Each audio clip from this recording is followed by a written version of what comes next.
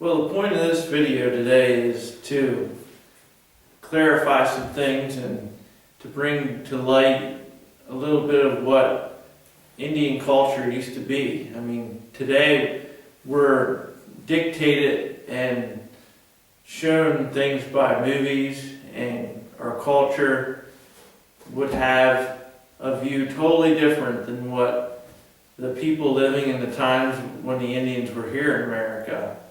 And that's what the purpose of this whole video is about, just to enlighten people of what the mindset and the thoughts were back then, and just to educate us a little more on our ideas and the culture of Indians.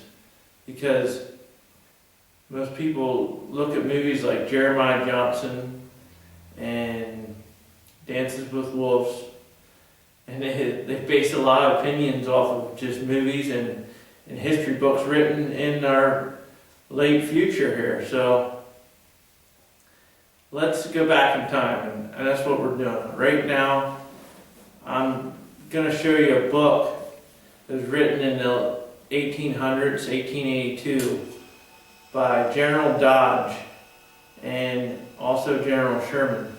But it's 33 years of experience he has with the Indian people, and he explains a lot of what their view and what they went through. So let's broaden our views a little. Okay, here's the book my father gave me, and it's a very old book. 1882 it was written, and it was written by Colonel Dodge. It was Our Wild Indians. He had 33 years experience among them, and it was introduced by General Sherman. So Colonel Richard Dodge and all his experiences with the Indian people. So he goes into detail of the culture and many other things they used and how they lived. So we're going to touch on this today. Okay, here's old General Dodge, and they just have a nice picture of him in the beginning. So let's page through. Well, a lot of movies and a lot of talk about Indian scalping and what was the purpose, and you know, what were they thinking? I mean, it seems so cruel. And he writes about this. He has a whole chapter devoted on this issue, and one of the things he mentions right in the beginning is how it's usually from east of the Rocky Mountains to the Mississippi River. Them Indians were the ones into the scalping more, and he talks about a conversation with a Cheyenne man, an old Cheyenne man, and his belief that it was a way of annihilating the person's soul. So that way the warrior, or whoever he was, wouldn't have a chance of coming back and, you know, annoying that person with any spirit world or anything like that. But I thought was interesting, he did, from the very beginning, he did a side note on this whole chapter, and he writes in the Book of Maccabees, which Maccabees was a deuterocanonical book before the days of Martin Luther, when the canon was separated into different books. Maccabees was a strongly looked at book as part of our Bible, and before like the 1500s. So he goes in reference to that Maccabees story of when the Syrians were actually scalping, and the skin was torn from the head. You know, it would have been scalping of the Jews. And he says it's his belief and of the thought that it was a Syrian and probably a Jewish custom that would eventually, you know, maybe identify, he's saying, maybe identify the Indians with the lost tribes of Israel. You know, and that was the thought back then. Like I said, up here on the board, if you look on family history, and I show them 12 tribes behind me. All of Europe was talking about the 12 tribes and their ties to Judah and the leaders, the nobility of Judah and that line on the flag. And that was the old mentality, and today it's forgotten, but yet we have all the symbols and things to show what was going on. So he's even tying it and saying the Indians could have been part of that lost tribe era. And if you open your mind, it's a good possibility, because Solomon was traveling to the ends of the earth for gold and different metals and things that he was searching for. And there's a lot of references in the Bible that say, that they didn't just stick to one area over there in that part of the world. So it's a thought, and it was a thought of the process that even in the 1800s was recognized. So leading general was putting this in his book, and I thought I'd mention that. So that gives us a little view on the scalping issue. So let's move on. So here's a page out of this book I thought would be interesting on the topic of scalps. Now, these were pictures taken from paintings and of actual photographs of objects of scalps of Indians and white people, and they're all made of either human skin or human bone. All these knives and jewelry down at the bottom, skin or human bone they would make that from. So just to give you an idea of what was being worn at that time, it's pretty incredible just to think you'd have that around your neck. It's a different thought process back then, and bones and things. Now, I showed you them stones earlier and some of the weapons they used or tools, but these are the Indian weapons from the Comanche and Kiowa and their shield. But one of the most universal weapons, most useful, would have been the bow and arrow. And an Indian, of age 4 would have been taught to, shoot that bow and keep a handful of arrows in his hand, and he'd practice continuously, and by 9 or 10 they were constantly bringing in smaller animals like squirrels and birds and things that they'd shoot into their tribe. So that was recorded here in a book of the different things they would do with the bow, but the bow is the most popular. Some of them stones you could kind of see what they might have had a use for, but a lot of tool stones also. And here's another thing that I'd like to clear up too.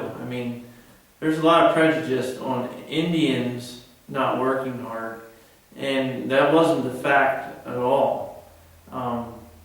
I'm going to give you a quote from this general and his opinion, even back in the 1800s when they were severely harsh on some of the Indians. So, based on the arguments on the Indian contempt for work, many men in and out of Congress talk nonsense of the impossibility of ever bringing him to an agricultural pursuit. The average Indian has no more hatred of labor as such than the average white man. Neither will labor unless an object is to be obtained. Both will labor rather than starve. Heretofore, the Indian could comfortably support himself in the usual and preferred life without labor, and there being no incentive, he would, in my opinion, have only proved himself an idiot had he worked without an objective. So basically, you look at it, what was their objective to work? That was their life, how they lived.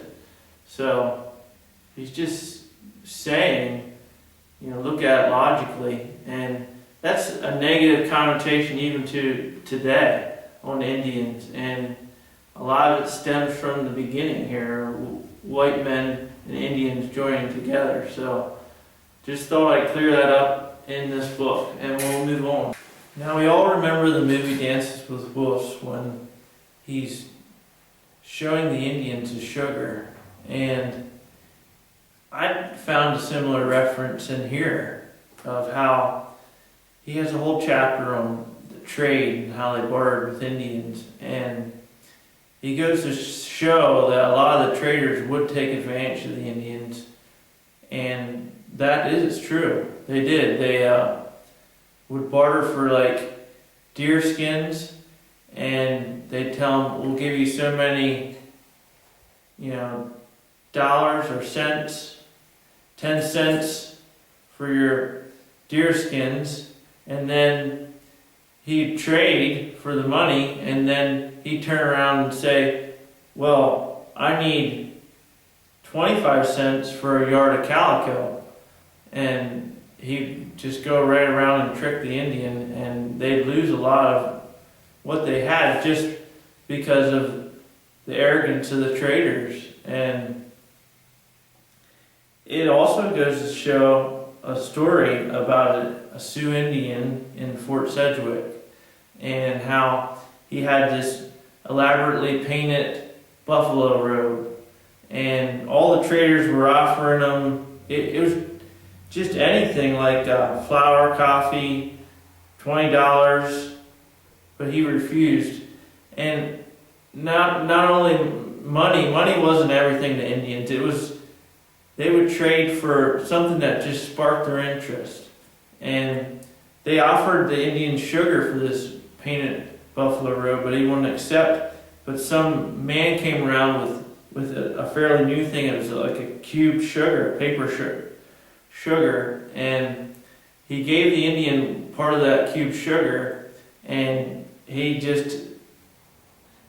accepted the whole offer of trading that cube sugar for that robe, and it was just because it was different. And he sat there and ate up every lump deliberately, and tells another story about matches, how they were fairly new then, and they traded an Indian for these matches, and they watched him right after the trade just strike and watch each match burn to the very end. I mean, it was just something that was totally new, and they wanted to trade to see this new stuff. And it was a big, totally a big letdown for, our society to just take advantage like that. But I'm sure they had justified reasons, but some of them, of course, aren't justified. And it goes to show, like, it talks about the Navajo blankets being one of the most desirable blankets out of the whole bartering system. So one would just go for $50 to $60, and I just thought that was neat. That's one of the most prized things with them Navajo blankets, and that's where my one son, his descendants, come from. So it's just neat to read the history and learn about Indians in this book, and it is a nice thing to have. So let's just keep moving on, and we'll go over a few more topics that are on your mind when you're watching these movies. Now, you remember the movie Jeremiah Johnson, when he's at the tribe and his partner with him says, "You got a boy, now you need a wife." And she comes out of the teepee, and they're setting up a whole wedding ceremony, and he wasn't even figuring on getting married, but that was the custom for the story. But they bring this squaw out, and that's what it's listed as, squaw clothes here. This is what her wedding dress looked like. I mean, it's almost like a replica. So apparently Hollywood is looking in these old books for ideas. But this is what a woman would have carried with her. And she would have a bow and everything of that sort, and that's what they carried the baby in. So it is interesting. I wish everybody could have this book to learn from. I've only touched base on a few things. I haven't read the whole way through, but I'm going to share a few things with you for now. You can take a look at them moccasins. Now here's some of the generals in the day. George Crook, Nelson Miles, Custer on the right there, and Mackenzie down at the bottom. Now, a lot of views have changed since then, but I'm going to take you back and just bring to light what their view was, and our forefathers that went through all this scenario had in mind. Okay, the whole view was these generals were taking Indian territory that was claimed by our culture, the white man's culture. And it's not an easy thing, not a good thing, just to uproot people and claim territory. So, despite that, these are our forefathers, and we live here. And if we're not Native American, we're enjoying the things that came from the bad deeds that were done. So, just in enlightenment of these people that served our country, they're trying to claim these territories that were supposedly ours. And he goes on to explain, it was pretty much, they had the advantage. Them Indians were super fighters and very stealthy. It was impossible to defeat them in an open plain. And that's what it goes on to say in here. And as soon as you get to them, they'd scatter and they'd reorganize and come back in a big force where you wouldn't expect them. And it was hard to even travel without them knowing. They'd barely cook their food if they could light a fire, and there's no fires at night. And they'd also go on to say that just traveling, an Indian family they could uproot their whole entire village faster than an army unit could travel. And the advantage of the Indians had over the white men was incredible.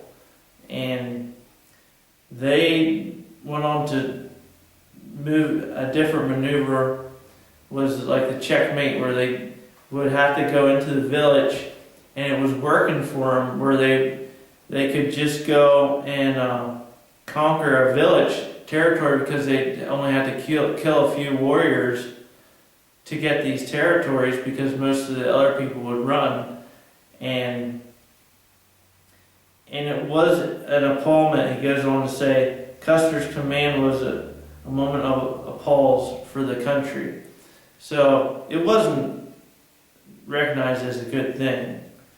And it says, right here, I'll read the whole thing. On the other hand, if the Indians gained the advantage, they pressed it with the most masterful vigor, and the result of a massacre, which, like that of Custer's command, for a moment appalls the country. So, you never know the circumstance, but I'm sure that if you were in that circumstance in a village, you wouldn't give up easy either. And if you had the advantage of a young Indian and you knew how to use your bow, you would fight also.